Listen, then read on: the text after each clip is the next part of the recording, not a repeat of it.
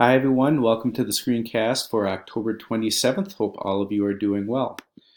Few things coming up this week. We have a staff meeting focusing on math on Wednesday. Also, no school for kids on Friday. We have a staff development day on that day. Going back to last Wednesday's staff meeting, some of you wanted that link to the video that Erlene showed under the surface. Here's a copy, or here's a link to it right there. And then also a special shout out thanks to first grade John Peterson and our PBIS team for putting on the rally last Friday. Really enjoyed it, and particularly enjoyed John's song, which had a little bit of a Bob Marley flair to it. So thank you first grade John Peterson and PBIS team. All right, last week we had a lockdown, and so I just want to do a couple quick reminders about some of our procedures.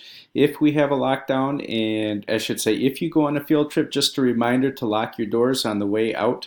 That just minimizes the amount of space that is unlocked within the building, so just remember to lock your doors on the way out to field trips. Fire drill, I think I said this last time, but just as a reminder, if we have a fire drill during your prep time, when you get out safely outside, please make your way around to your classroom teachers. You know your students the best, so just a quick reminder on that too. All right, moving on. Last Wednesday, we had Erlene Schwartz come and talk about de-escalation. I talked with some staff members that thought that was really helpful. I wish we could have gone more in depth. I know I talked to a few of you that would really have appreciated that, but it was a start. And just as a reminder, de-escalation, if there's a student that's really having an issue, we want to de-escalate them before we work through whatever the issue is. Think about what we can do next time so it doesn't happen again, all of those things. But one of the things that was interesting was the idea of diffusers. What can we say when a kid is trying to push our buttons that's really upset? And we came up with, we shared a few of those, and here are even more that Erlene sent. Lots of fun ones. If a kid's going off, just the same, okay, oh snap, you're thinking, we'll check later, hold that thought, one of my favorites, I can smell what you're cooking. Any of those, rather than engaging and getting in an argument with the kid, just to try to diffuse that situation. There's a bunch of different ones. So I have a whole other page here that Erlene sent, and then I put another column here. If any of you are interested in adding your own, feel free. The idea is just to help that kid feel heard, and also to try to de-escalate it rather than really getting into more of an argument and adding to that. So kind of fun to look at those, and enjoy. LVC feedback. Last week we had our first literacy walkthrough, and there are a number of things that we saw. And just as a reminder, why do we do this? We want to look at what's happening with literacy in our building and district-wide, just to get an idea of what we can do to support you to try to help literacy be even stronger within our building.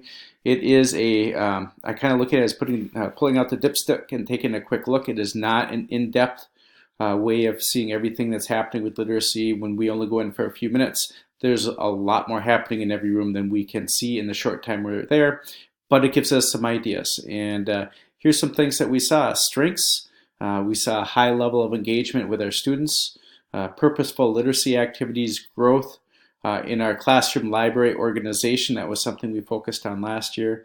And the learning targets are posted in the majority of classrooms. That's something that we want to make sure that we're doing too. And then we always want to be looking for areas of growth.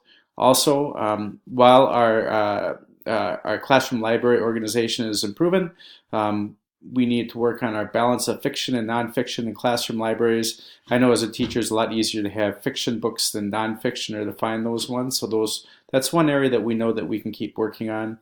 Displays of student work. One thing that we're told about best practices is displaying our student work as far as what kids are doing in literacy, and it's hard when we have a limited amount of wall space in some of our classrooms. So that's another area that we can think about, and maybe we can think as a staff how we can improve on that area. And interactive word walls. We had about half of our classrooms that had those up. And just trying to think about what's the purpose of interactive word walls, how can we use those, what's the difference between some of our primary classrooms and our upper elementary, how can we use those effectively? And performance criteria. We have our learning targets up, but our next step would be performance criteria. So those are just some things to think about. That gives us some ideas of things that we can focus on as far as staff development goes going further. So once again, it's always exciting to get in the classrooms, get lots of different ideas of things that are happening, and always fun to see that. So want you to be aware of that. Professional Development Day is November 1st, this Friday.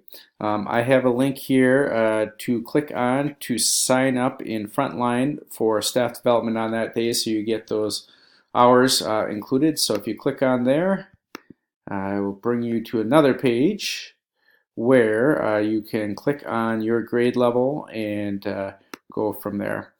Just as a reminder, on here it shows where each grade will be.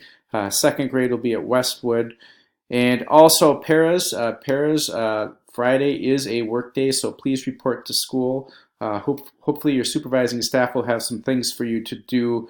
We don't have staff development set for you, so we're going to have to get creative and make sure that we use you as best as possible. But we have a work day for all of us on Friday, and you can see where you're going to be. Finally, last Friday, I met with our tech team led by Kathy Carroll. And just as a reminder, we're looking at personalized learning spaces and how we can use that within our building.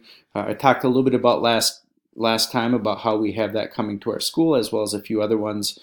We're starting to focus potentially on some breakout spaces, maybe our computer lab, have some ideas there. Maybe look at breakout spaces in some of the other areas within our school. But if you are interested in being part of that team that's going to be figuring that out, let Kathy know, let me know, and we will include you on that.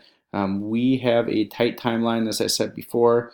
We need to make decisions by winter break, and we have a couple times that we'll be meeting as we go through that. So exciting to think about that. We just want to make sure that we're doing something that benefits our school, our students, and helps with instruction. So just want you to be aware of that too. Well, that's all I have. I hope you're having a good weekend and look forward to seeing you all on Monday. Take care, everyone.